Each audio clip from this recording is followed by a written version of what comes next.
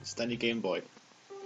Well, today we're going to have a look at Terranigma, which is one of my favorite RPGs, and I really thought it'd be good to have a look at it. So, Terranigma, it was developed by Quintet and published by Enix in Japan, and it was also released on PAL for Europe by Nintendo.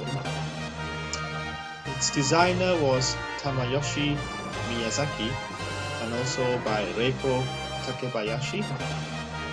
Hopefully I've got the names right.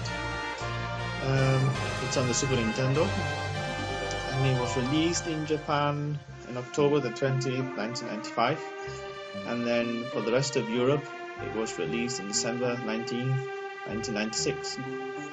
And it's an action RPG based game for a single player. And on this cartridge, as we know, it's 16-bit, but this game came out in 32 megabyte cartridge, which will come apparent with the special effects they used for this game. So let's go and check what Terranigma is all about.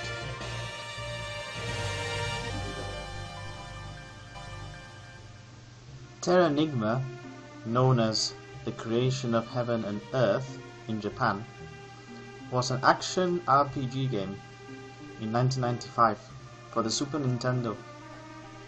Developed by Quintet, it was published by Enix in Japan and later licensed to Nintendo to the English language.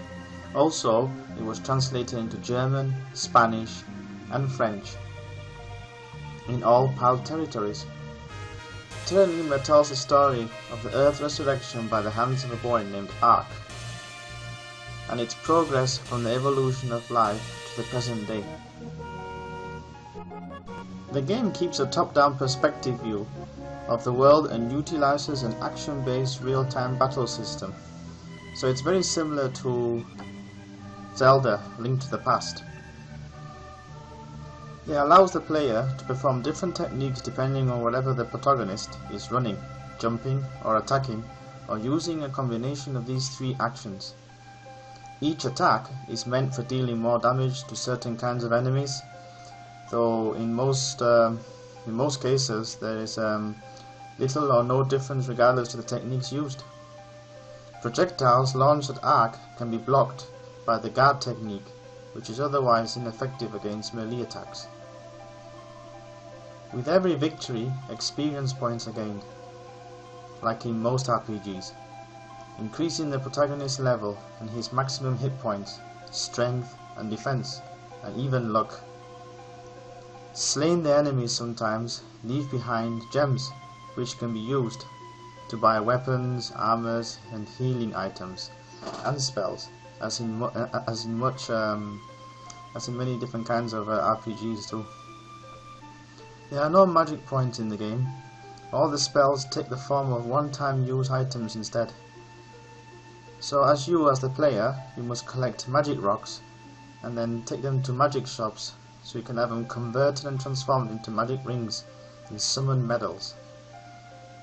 Those items are used when we're casting the corresponding spell and then turned back to magic rocks, which may be exchanged for a few spells again.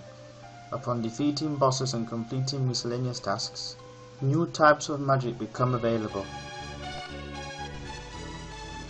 In Terranigma, the Earth is portrayed as a hollow sphere that has both an external and internal face.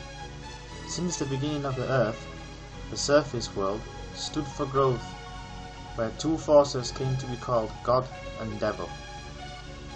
But rapidly progress took root and primitive life forms evolved to plants, animals, and even humans.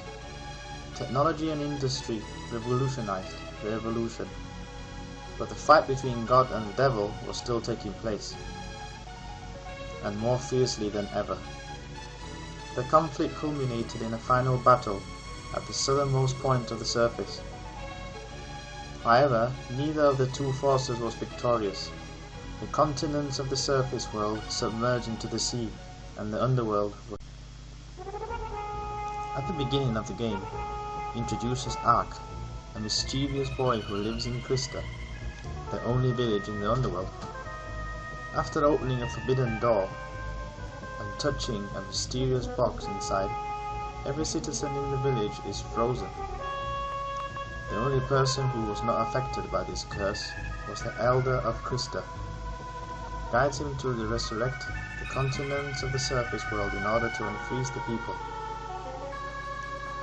A way out of his hometown appears, and for the first time ever, a human being leaves Krista to explore the underworld, which is portrayed as a frozen wasteland of imposing crystal mountains crossed by rivers of magma.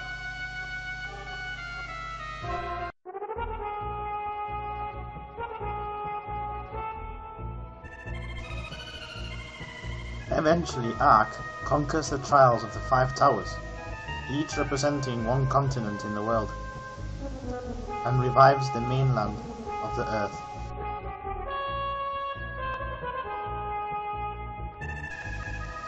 Upon returning to his hometown, the Elder instructs him to travel to the surface world and to resurrect all living beings.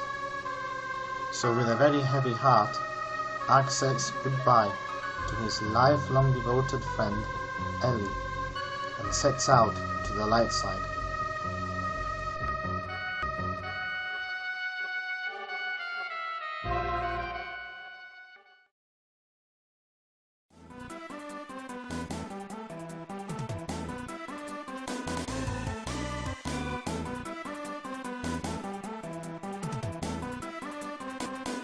Terranigma is huge, expanding to all continents around the world, and that's without including the underworld, which you must face at the start. There are so many places to visit, each with its unique surroundings and settings. Loads of castles, towers, caves, dungeons, and all the cities to explore, and many challenging bosses you will face, and believe me, they are not easy. But not to worry, as there's loads of magic powers and weapons to assist you along the way. To do this, you can quickly enter into a dimensional room whilst in battle, and then select your powers or weapons needed. So to finalize, let's take a look at some of the bosses that you will be facing in Terranigma.